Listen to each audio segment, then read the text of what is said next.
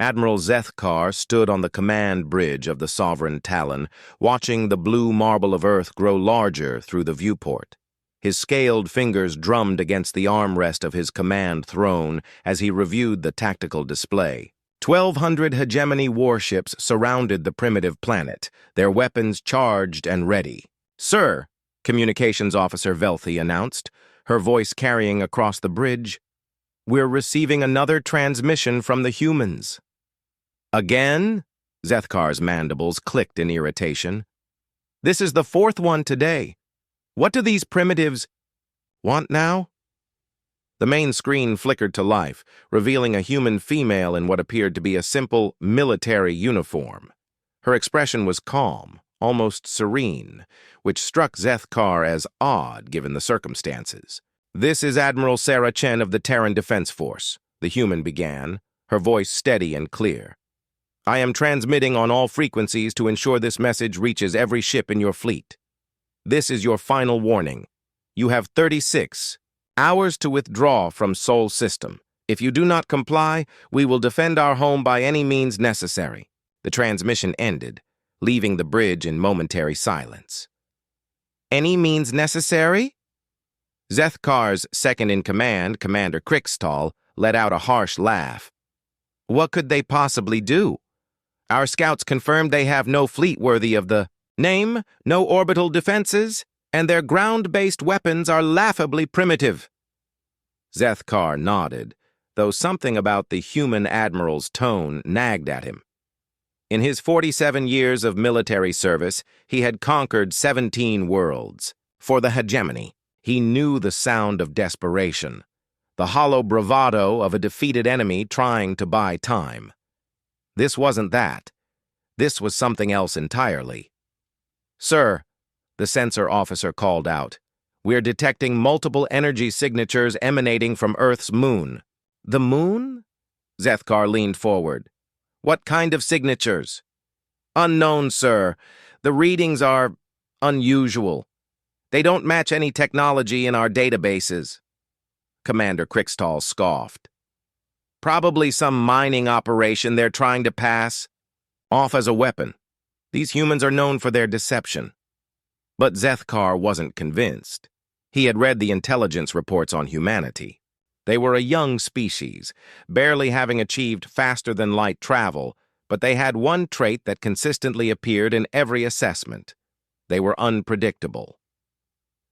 24 hours passed. The human transmission came again, this time from a different spokesperson, a grizzled male with cybernetic implants covering half his face. "This is General Marcus Webb, speaking on behalf of all human resistance forces. You now have 12 hours to withdraw. We have been monitoring your communications and know you consider us primitive. We are not. We are patient. Leave now or face the reality of what humanity becomes when cornered." The transmission cut out.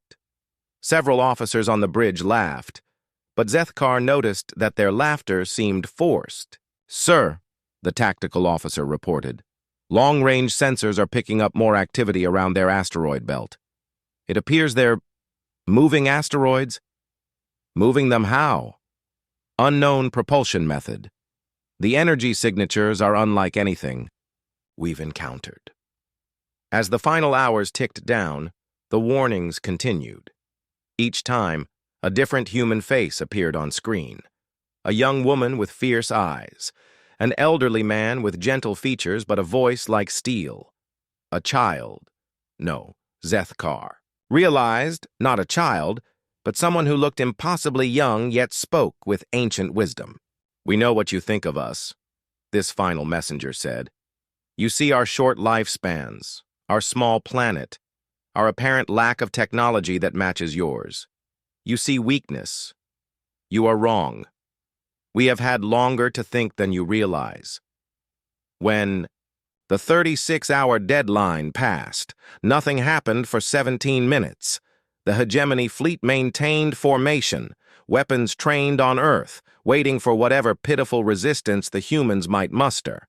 Then space itself seemed to shift. The first indication something was wrong came from the sensor stations. Every screen flickered, displaying readings that made no sense. The second indication was visual. Stars in the background began moving, rotating around some invisible axis. "What's happening?" Zethkar demanded. "Sir, gravitational readings are off the charts. It's like something is pulling at space-time itself." That's when they saw it. The moon, Earth's single natural satellite, began to unfold. What they had assumed was a celestial body revealed itself to be something else entirely.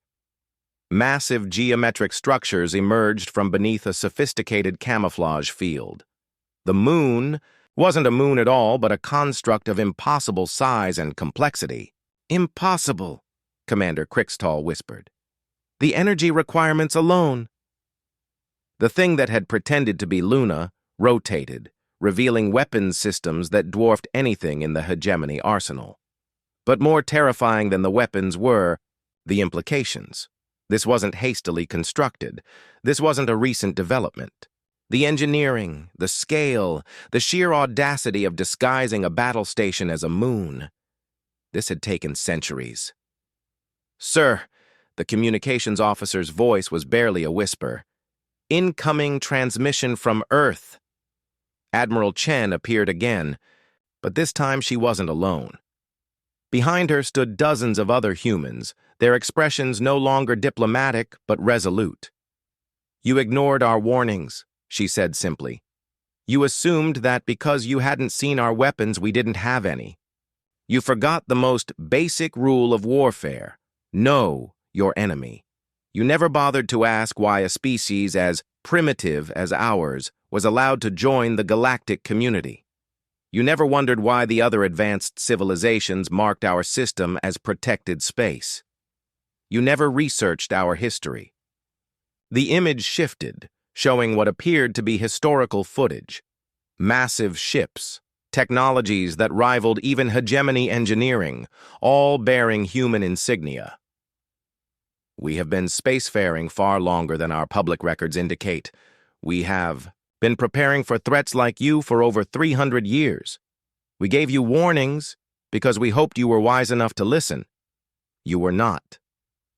The false moon completed its rotation. Weapon ports the size of city blocks powered up, their energy signatures causing nearby space to bend visibly. "This is your final opportunity," Admiral Chen continued. "Withdraw now. Tell your hegemony that Earth is not to be touched. Tell them that humans keep their word, both our promises of peace and our promises of consequences."